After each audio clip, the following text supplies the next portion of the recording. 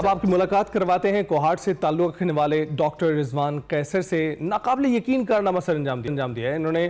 You اے ای اور Oman کے سنگلاخ پہاڑوں میں 70 کلومیٹر طویل میراتھن ٹریک مکمل کرنے کا کارنامہ سر انجام دیا ہے۔ 25 جنوری 2025 کو متحدہ عرب امارات کے شہر راس الخیمہ کے سنگلاخ چٹانوں میں انٹرنیشنل گوٹ ٹریل ریس 2025 منعقد ہوئی۔ اس ریس کے لیے جو جگہ منتخب کی گئی تھی وہ متحدہ عرب امارات کے پتھریلے خطرناک اونچے پہاڑ تھے، جہاں سے رنرز کو پہاڑوں میں گزر کر عمان ہوتے ہوئے واپس متحدہ عرب امارات کے پہاڑوں کی دوسری طرف دل دہلا دینے والی گہری کھائیوں اور پتھریلے راستوں سے ہوتے ہوئے اپنے ہدف کو مکمل کرنا تھا، اور انہوں نے فنش لائن کراس کی ہے۔ پاکستانی ایتھلیٹ ہیں رضوان قیصر، جو کہ یو اے ای میں پروفیشنل ڈاکٹر بھی ہیں اور میڈیسن پڑھاتے بھی ہیں۔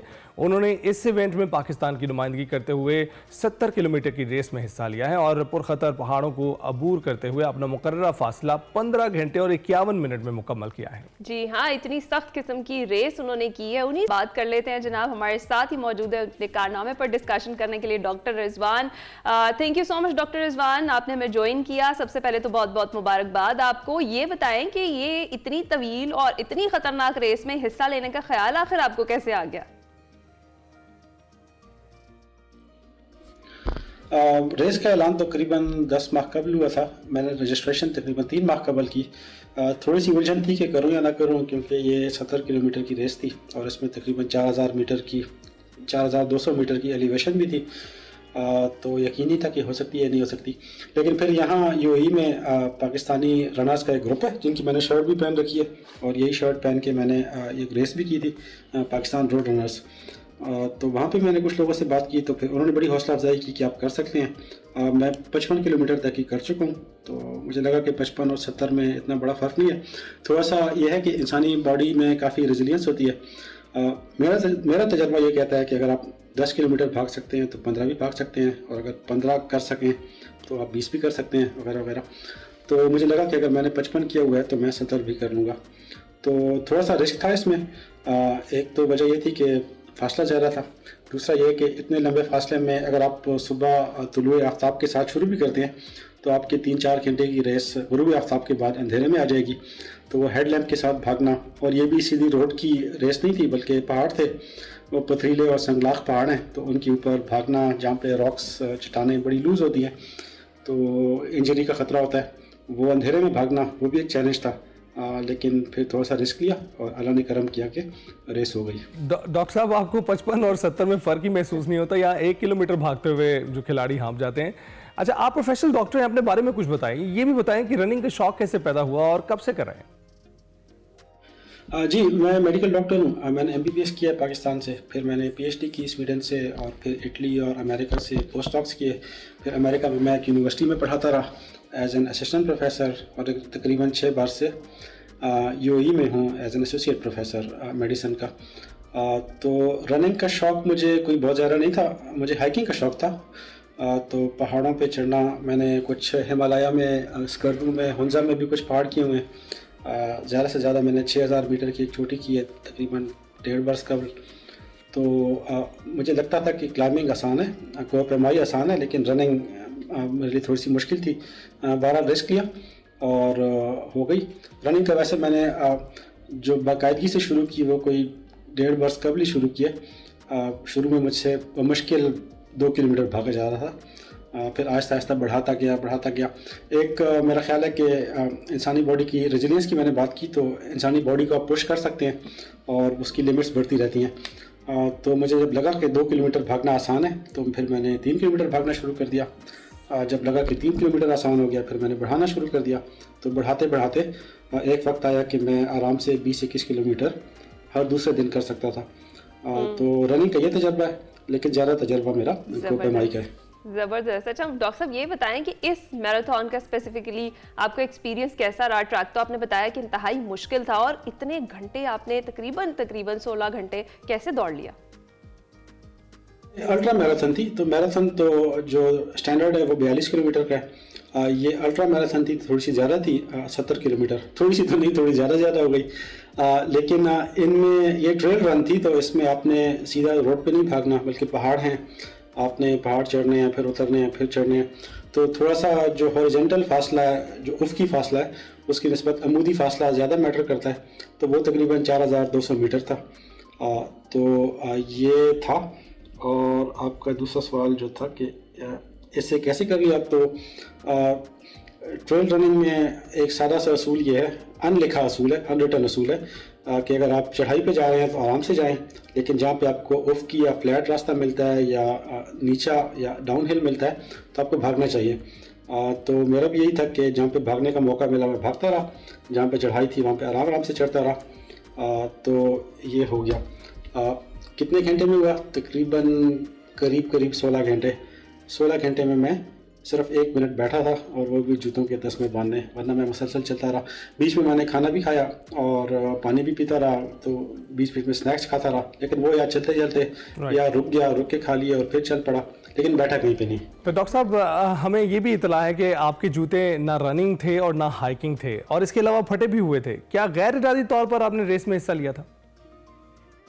اچھا، جوتوں کی ایک انٹرسٹنگ کہانی ہے. تو میں جوتوں کی بہت امپورٹنس ہے کسی بھی ریس میں.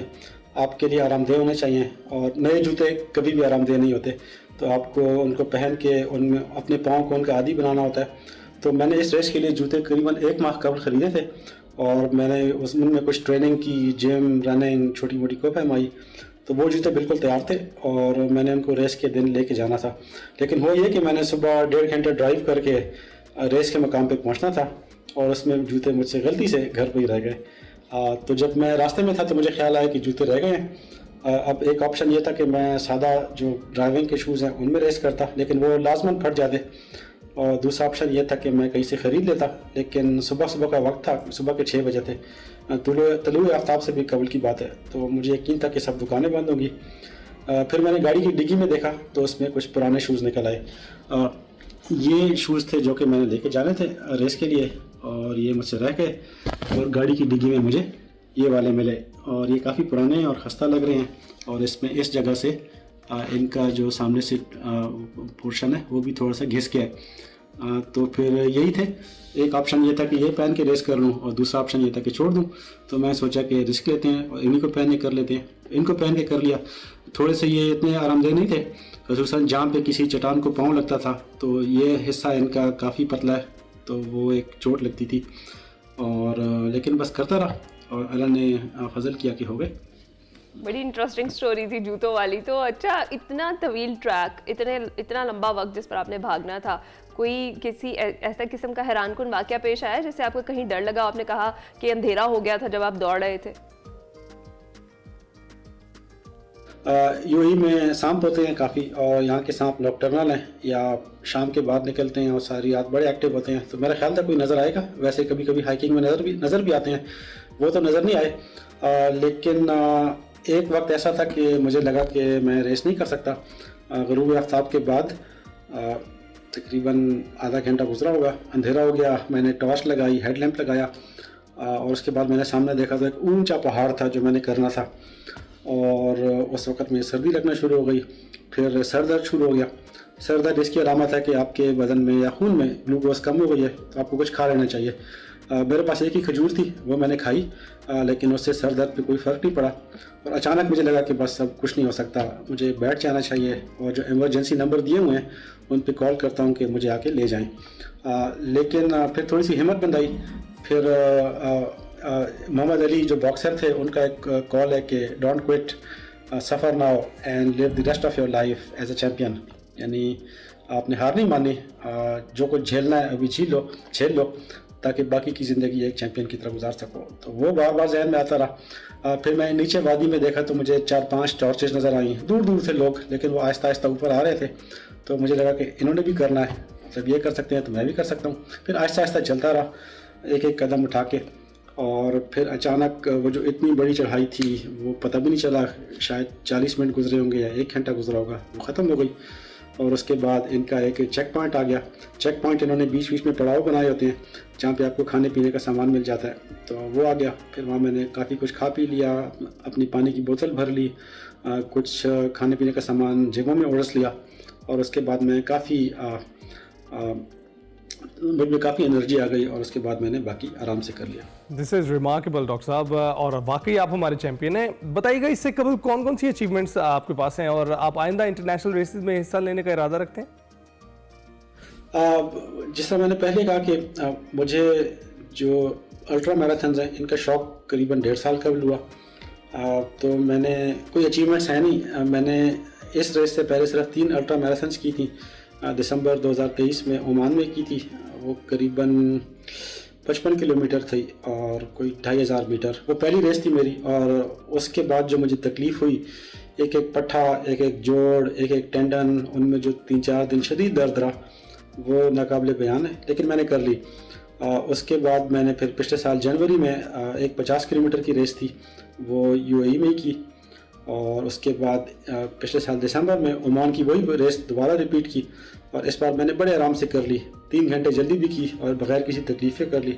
और उसके बाद चौथी अल्ट्रा मैराथन ये थी जो 70 किलोमीटर की थी। तो इंशाल्लाह अभी प्रोग्राम ही है कि इसको पुश करूँगा। तो अगले साल इसी इवेंट में 100 किलोमीटर की एक रेस होती है, उसका भी करने का प्रोग्राम है।